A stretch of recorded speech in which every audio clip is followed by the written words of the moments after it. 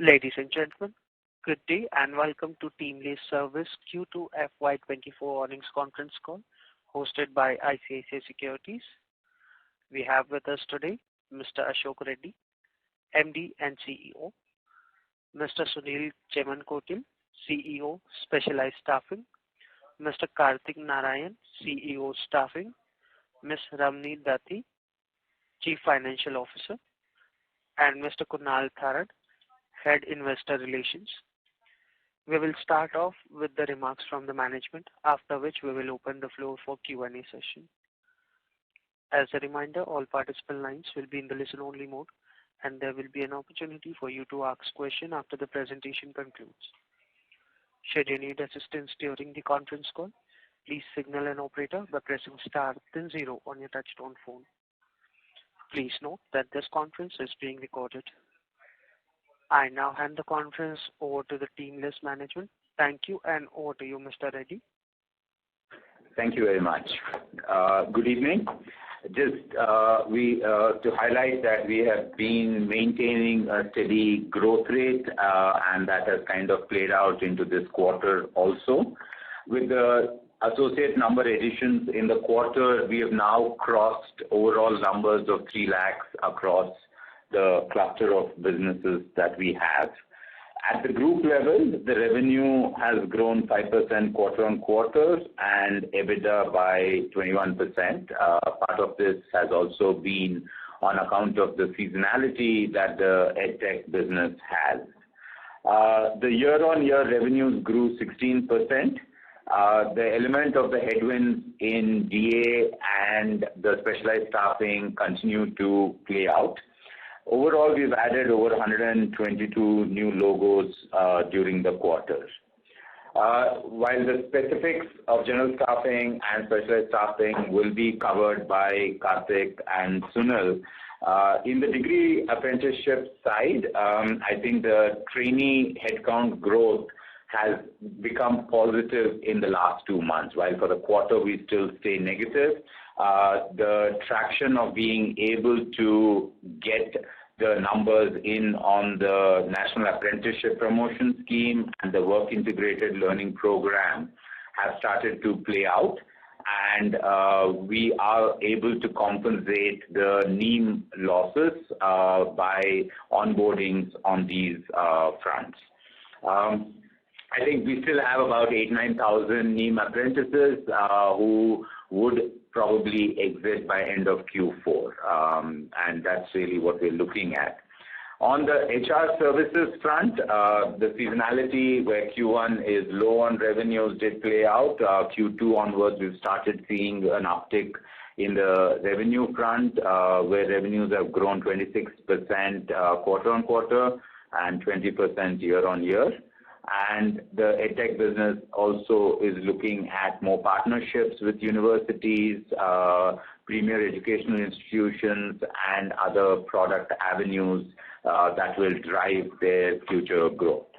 I think we stay positive to the element of the demand that is there in the market, and we are seeing good demand coming in for the staffing side from industry verticals, primarily driven by BFSI and consumer.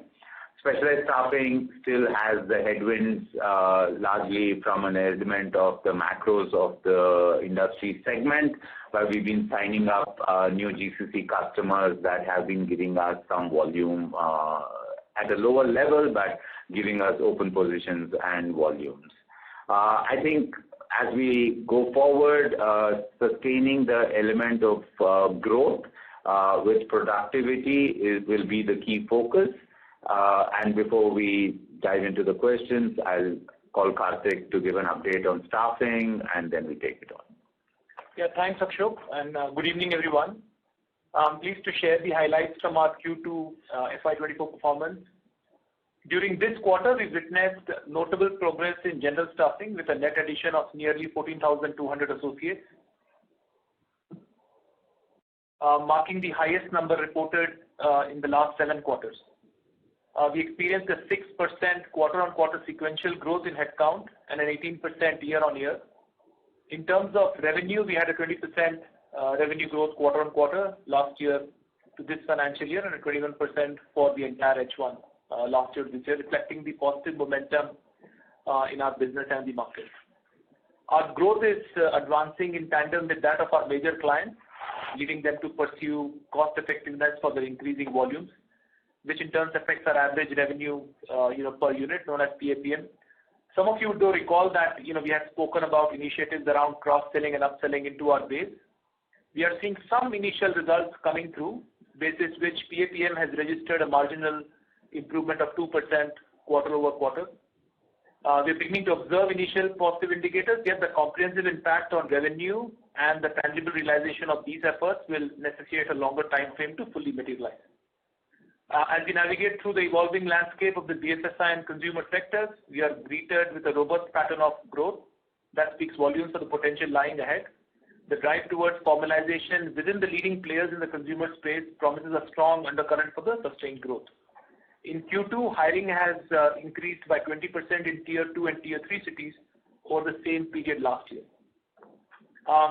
In this arena of fierce competition where choices abound for our customers, our company has witnessed a reaffirmation of trust. Customers we see are gravitating back towards our brand, recognizing the distinct advantages we offer. Commitment to compliance, our cutting-edge hiring and technological solutions stand out as key differentiators. Financial services and consumer goods are, top two segments in terms of absolute growth and associate base, closely followed by retail and telecom. Consumer good and teltech achieved growth rates of over 40% and 90% respectively in terms of associate growth compared to the previous quarter. Our sales effort resulted in 33 new logo sign-ups, primarily in the consumer, manufacturing and BFSI segments. We hired around 20,000 plus individuals during Q2 through own sources with a 6% increase from previous quarter. Our full-time equivalent FTE improved by 2%, driven by a 6% increase in associate headcount. Our investments in digitization initiatives have shown positive efficiency gains, allowing us to cater to a larger client base while maintaining our core employee strength. As we move forward, we see positive signs around hiring in telecom, financial services in the services sector, as well as the consumer space. There are specific opportunities around manufacturing led by PLI schemes. These open positions are field recruitment in non-metro locations, and we are working on improving our execution capability in hiring in this sector. Looking ahead to Q3, we have a healthy pipeline and see emerging demand across most of our customers. While the challenges in certain sectors persist, we believe in the opportunities presented by continued formalization along with anticipated capacity to be positive for us. Our focus remains steadfast on building a high-quality business anchored on strong commercial focus and exceptional customer service. We are also investing to build our hiring engine. The benefits of digitalization and process improvements are starting to manifest, and we are optimistic about the impact they will have in the future. Thank you so much, and with this, I will hand it over to Sunil. Thanks, Karthik. Good evening, everyone. I am pleased to share the Q2 performance of specialized staffing. We witnessed a marginal improvement in hiring with the global capability centers, while the hiring in IT services companies continued to be subdued, leading to an overall drop of 60% in the hiring requirements. The macroeconomic situation is forcing our clients to go very slow on fresh as well as replacement hiring and focus on improving utilization rate, as you all know. On the positive side, we see a lot of new GCCs being set up in India, and the existing ones are expanding. Hence, we see a great opportunity to improve our wallet and market share in this space. We have added 10 new logos in this quarter, and 6 out of them are large and strategic accounts, obviously GCCs. Our sales pipeline continues to be strong, and we expect this strong sales momentum to continue for the rest of the fiscal year. Now, coming to financials, our revenue grew marginally by 3% sequentially and 2% on a year-on-year basis. Our headcount grew 1% sequentially and degrew 6% on a year-on-year basis. This degrowth in headcount is primarily driven by headcount reduction from services clients, although we could replace this with additions in GCCs to some extent. Our EBITDA grew nominally by 2% sequentially, while on a year-on-year basis, we have a substantial dip of 25%. Across the board, we are pivoting our business towards high quality, high potential and high margin accounts and reviewing our strategy for the relatively low margin accounts. Looking ahead, we believe that the headwind will continue in the IT services companies rest of this fiscal year. This, coupled with macroeconomic situation, inflation and geopolitical situation, might put additional pressure on adding new headcount. We expect Q3 will be muted for us on the back of furloughs and above stated challenges. We will continue to focus on adding new strategic clients across the industries, fast track our digitization efforts, and focus on cost optimization and productivity improvement. These actions are intended to help us weather the current storm and position the company for future growth. Thank you. Thank you, Sunil. Good evening, everyone. We have received income tax refund of 48 crore, including 3.5 crore of interest income during the quarter. The refund pertains to assessment year 2023. Total outstanding income tax receivable as of 30th September 23 stands at 212 crore. Our total cash balance as of Q2 is 323 crore, including free cash of 240 crore. EBITDA to operating cash flow conversion is maintained above 70%, excluding the one-time TDS impact in Q1. Core employee headcount has remained almost flat between March 23 to September 23. Core cost has been rationalized by about 50 lakhs per quarter compared to March 23 run rate. Staffing vertical is impacted by DA NEEM headcount loss over the last 4 quarters, mainly at EBITDA level. DA has now turned net positive on headcount addition, and absolute EBITDA growth continues on a sequential basis. We still have about 10,000 NEEM trainees expected to attrite by Q4 FY24. EdTech business has launched a new revenue line offering called DigiVarsity, which is a multi-employer, multi-university platform that helps students make informed career decisions. Group level margins continue under pressure because of headwinds in IT staffing. However, absolute profits will improve sequentially, led by growth and operating leverage in staffing business. Thank you. We are now open for the questions. Thank you very much. We will now begin the question and answer session. Anyone who wishes to ask a question may press star and 1 on the touchtone telephone. If you wish to remove yourself from the question queue, you may press star and 2. Participants are requested to use handset while asking a question. Ladies and gentlemen, we'll wait for a moment while the question queue assembles.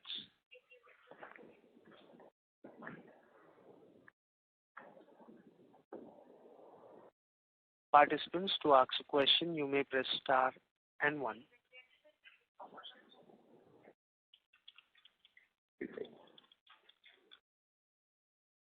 Ladies and gentlemen, to enter into the question queue, you may press star and 1.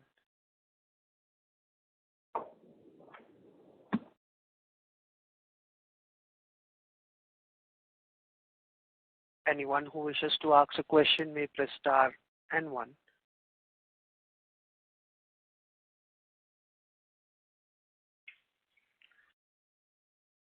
First question is from the line of Mukul Garg from Motilal Oswal Financial Service. Please go ahead.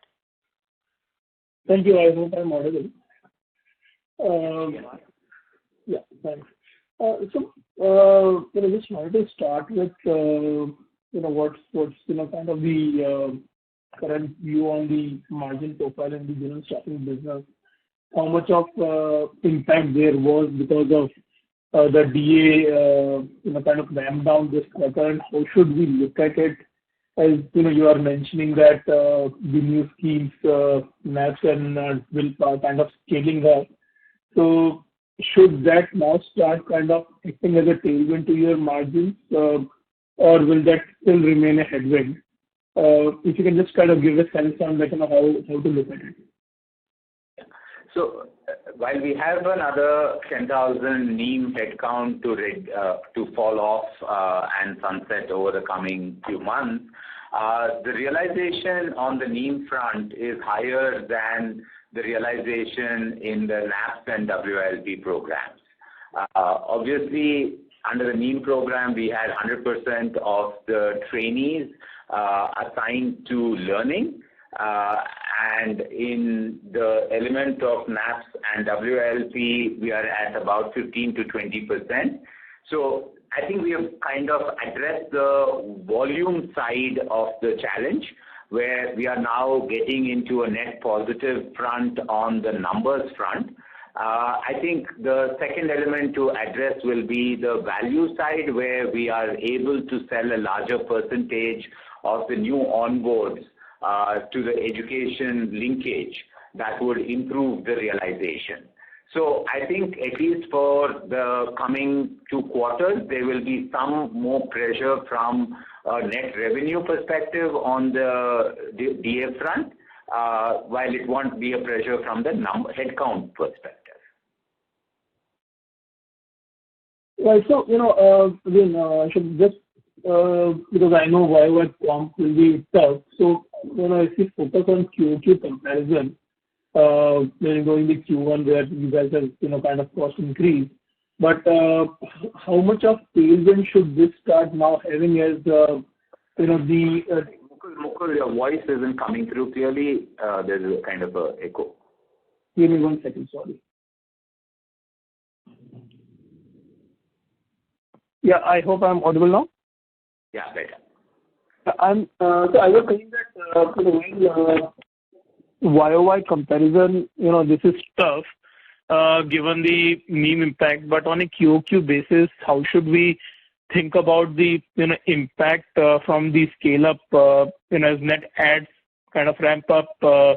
Margins will obviously be higher than your general staffing business. So on an overall basis, how should we think about the staffing margin profile? And again, if you can just also blend in the the movement on PAPM and how productivity gains are kind of translating into higher margins. How should we look at profitability going forward? So Mukul, in terms of staffing vertical, including DA business, so we should be able to maintain EBITDA growth of 5%, 5 to 6% sequentially going forward. Converting that into a margin basis points would be difficult, as you know, since we don't have control on the top line. Depending on the associate salary range, that margin and expansion can change. But on absolute profits, we are confident that we'll expand 5 to 6% on a sequential basis. Sorry, just to, sorry about pushing back on this, but when you're saying that sequentially you can expand the margins by 5 to 6%, that is something which is independent of any operating leverage gain, or can that really add to that? Just trying to understand, how the numbers will move given the whatever revenue base impact will be there, given the high seasonality in H2. We don't have that kind of unusual seasonality in H2, Mukul. So this 5 to 6% that I'm indicating on a quarter-on-quarter profit improvement is with volume, operating leverage, as well as marginal improvement in PAPM. Understood. Got it. And, can you just share the PAPM number? It's about a 680 in the staffing business. Little over 680, so 684. Understood. And is it fair to assume that you are on track to, kind of improve margins, sequentially over next few quarters? Mukul, let me correct again. We are confident of improving absolute profits sequentially. Margins as a percentage, yes. Is dependent on the salary levels that are paid out. So that's what Ramani is calling out. We don't have a control on that, but absolute profits will go up. Okay. But on the salary level, is there some supply side inflation which is kind of reducing your confidence to talk about margins, or what's going on there? The sense which we had earlier in the previous calls was that the staff cost will remain under our control given the environment. Is there a change to that? No. Staff cost at our end is under control. The core employee cost. The wages and salaries paid typically is a function of the industry that is growing and the kind of competitive pressures there. So we don't have, broadly we'll have some element of change that happens, but we don't know we don't call that number out. Understood. Thanks a lot. I think that was, quite detailed answer. I'll get back into the queue. Thank you. Before we move to the next question, reminder to the participant, anyone who wishes to ask a question may press star and 1. Next question is from the line of Amit Chandra from HDFC Securities. Please proceed. Yes, sir, thanks for the opportunity. Hope I am clear. Yes. Yeah. Sir, my first question is on the improvement that we have seen in the PAPM. So, we have been seeing improvement after many quarters. And, if you can explain what is driving this improvement in PAPM, is it existing contracts that are being repriced or the newer contracts that we're getting into are seeing higher PAPM? So this is the first question. And also, if you can throw some light on the PAPM in the apprenticeship segment, how that has moved over the last few quarters. So I think on the staffing side, while we've been going back for holding price with the existing customers, a lot of it is not necessarily getting repriced up. At least we are repricing it down. The second element is obviously new contracts that we are signing up, which are not necessarily large volume mandates, but the longer tail has a better realization overall. And I think the third element is also what we've been focusing on, which Karthik called out, of upselling the various other modules around learning and the DWS services and all of that has seen some traction play out. So I think a combination of all of that has kind of held the price and given a marginal improvement on the PAPM front. On the DA side, I think largely the element of the PAPM for NEEM used to be around 1,100 rupees. It's about 500 to 600 rupees in the WILP/the NAP side. Obviously, like I called out, while we had 100% of the NEEM trainees in learning, we need to have a larger percentage of the NAPS trainees kind of being sold the learning, and that is something that the team is consciously going to be working on. Okay. And sir, on the apprenticeship segment, so we have a flattish number this quarter, but this is despite the drop that we're seeing in the NEEM program. So X of that, what was the addition in the DAP, and the additional 10,000 NEEM associates that we are having, will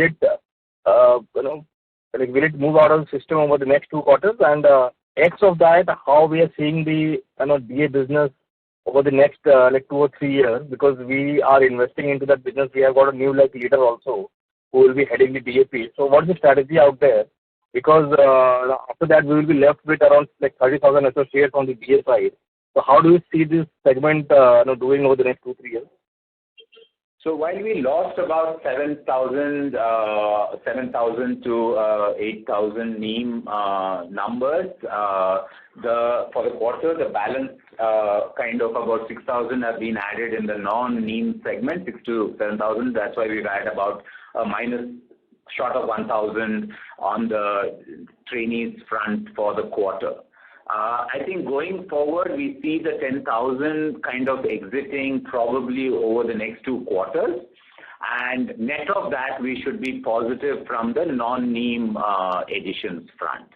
I think we have now a healthy number of clients signed up with open positions and transition pipeline built. And that is something that would consciously be driven to ensure that over the coming 2 quarters, we have a net positive in headcounts on the apprenticeship side. And sir, my last question is on the core employee cost. So we have not added the core employees over the last 2-3 quarters, and we have done cost rationalization there. So if you can share the core cost for the quarter and how it has moved sequentially in YOY. So core cost on a sequential basis, we have rationalized by another 50 lakhs for this quarter. And we are taking measures to kind of maintain at this run rate. There can be some marginal growth, but that's not anything that would impact our margins and growth rates. So on an annual basis, we have brought down the core cost by almost 8%. So this is net of the salary inflation hit that we have taken in the month of April. Okay. Okay. Thanks, and all the best for the coming quarters. Thank you. Thank you.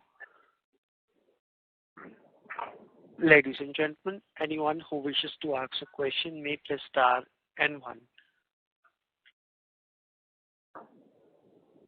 Next question is from the line of Asim from DAM Capital. Please proceed. Yeah, hi. I had a question on this NAPS learning element that you just mentioned. 15 to 20% on NAPS, over 100% that used to be NEEM.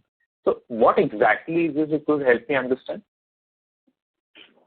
So the NEEM scheme, which was basically the National Employability Enhancement Mission, permitted the onboarding of trainees, and they had to have a learning connect. So one element of the markup was to administer the trainee, the life cycle of the trainee like we do in the staffing business. The second element was the alignment to a university program for learning, and that was an additional charge. Under the apprenticeship scheme, the element of the degree linkage is not compulsory. So we do the life cycle management of the apprentices, and we charge for that. But ideally, from a retention and a productivity performance perspective, selling education linkage is an over and above variable. So I think there are corporates that are saying, first, let's just get the apprentices on board and let's get the number play in place, and then we will look at the element of the education linkage as addressing attrition or productivity. We've kind of been able to sell and onboard customers for the apprenticeship program, so the numbers are starting to come in. The element of the education linkage would have to be an additional sale over and above that. Okay, so just to increase this proportion, I mean, is it more to do with, working with corporates who end up taking these apprentices, or is there a government angle also involved? No, there's no government angle on the education side. So this is working with the corporates. They pay this fee over and above the administration fee, and this is primarily a hook for the apprentices to stay on for a longer period of time, because there is a education linkage and degree connectivity that they can walk out with. Understood.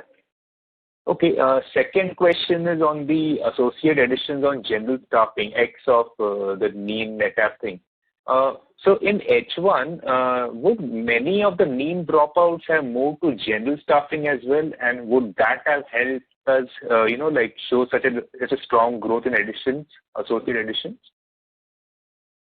Yeah, hi. No, I think these two are completely, separate. All the headcount addition which has happened in general staffing is organic and new opportunities that we have brought in, into the field. And also just sectorally, a large element of growth in the staffing business has come from BFSI and consumer, and a large element of the loss that has happened on the NEEM front has been in the manufacturing and has been in the services sector. So it's not a transition that has happened from a NEEM side into the staffing side. Understood.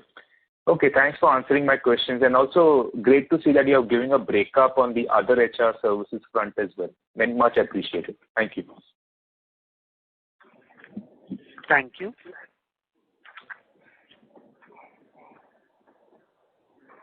Ladies and gentlemen, anyone who wishes to ask a question may press star and one.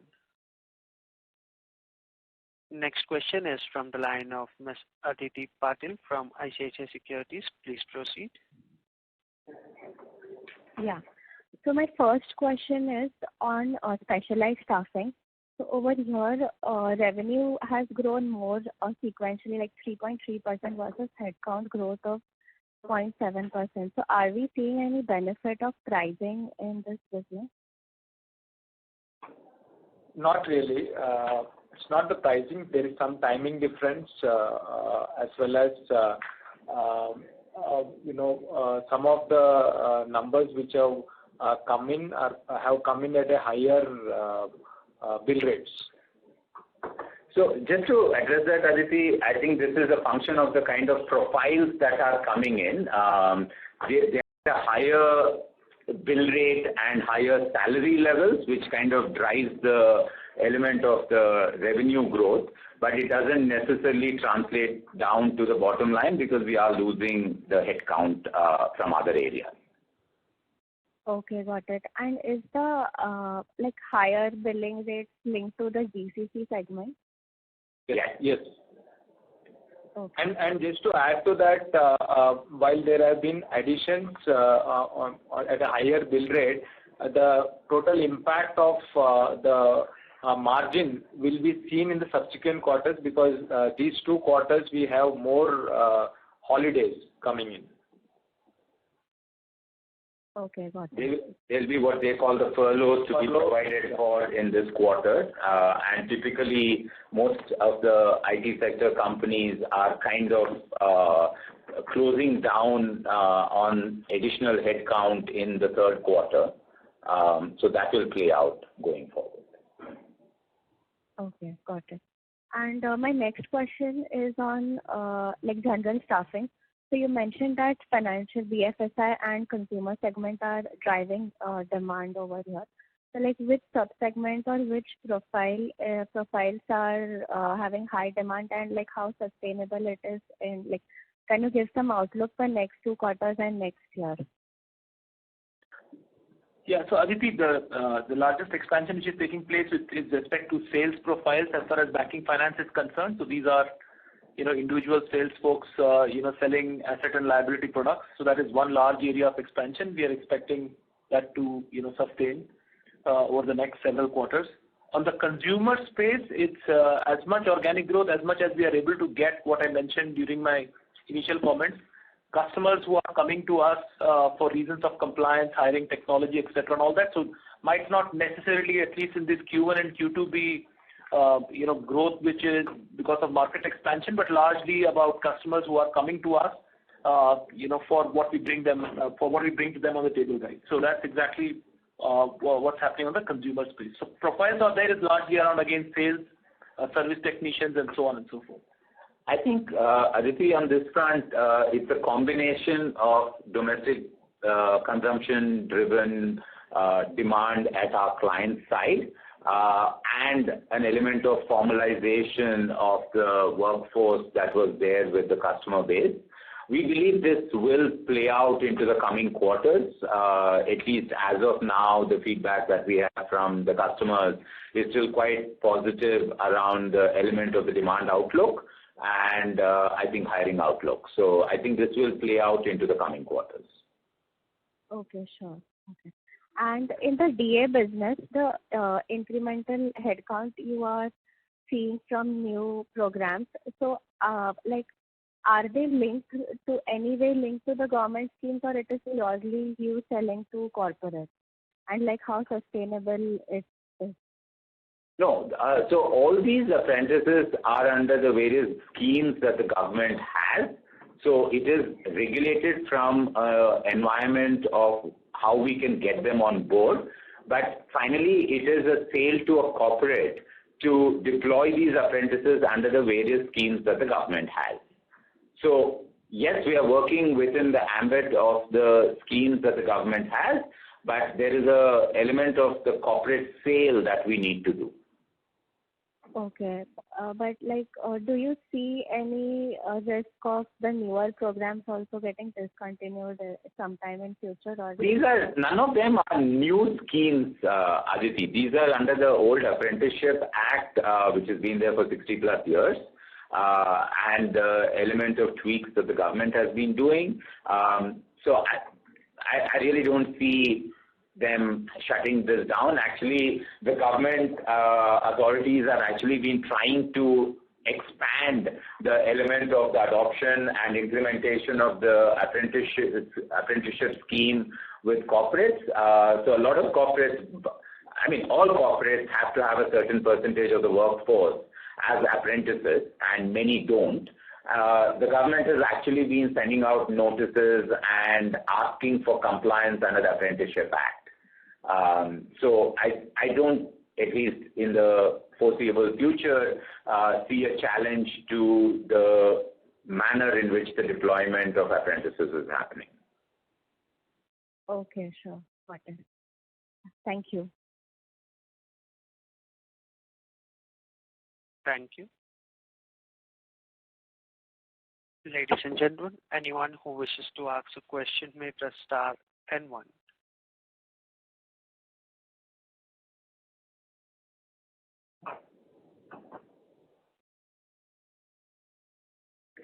Next, we have our next question from the line of Asim from DAM Capital. Please proceed.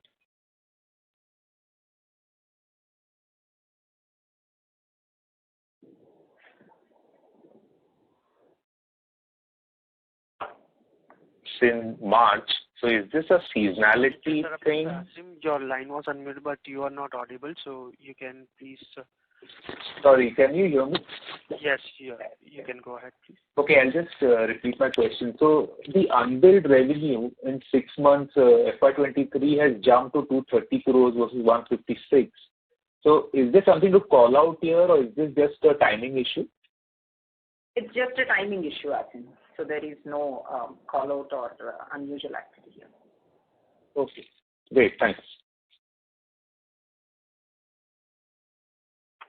Thank you. We have our next question from the line of Dhwani Shah from Investec Capital Service India. Please proceed. Thank you for giving me this opportunity. Just one question. Could you give me the PAPM for NEEM and the existing, the total one for DA? No, sorry, can you just call the question out again, Anita? Sorry. I just want the PAPM for degree apprenticeship. Yeah. It's about 600. So currently it is at about 600. Got it. And the new programs that have come in are coming at a lower at 500. Is that what you called out earlier? Is that correct? Yes. 500 to 550. Sorry. That's correct. Okay, understood. And just on the core employee headcount, that's up 3.2%. Is this also a function of the demand you're expecting for the festive season? Sorry, what is that? What is the 3.2%? Sorry, can you please repeat? The increase in core employee number, QOQ. Okay, so that's just refilling at very low end of core employees, and on a half-year basis, it has actually remained flat between Q1 and Q2. If you take as a consolidated number, it is flat, and as cost, it has actually come down. While there is a marginal increase in headcount, at core cost level, it has come down. Understood. Just also, if you can give some outlook on how you're seeing the additions in the associate number for the festive season, that would be helpful. So there isn't too much of seasonality in this. While the demand has been steady, the outlook from most of this onboarding is that they will stay for the longer haul. Okay. Thank you so much. Thank you.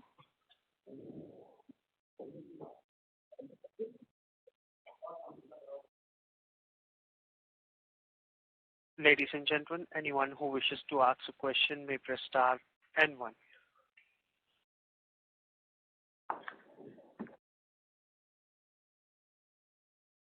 As there are no further questions, I would now like to hand the conference over to the management for the closing comments.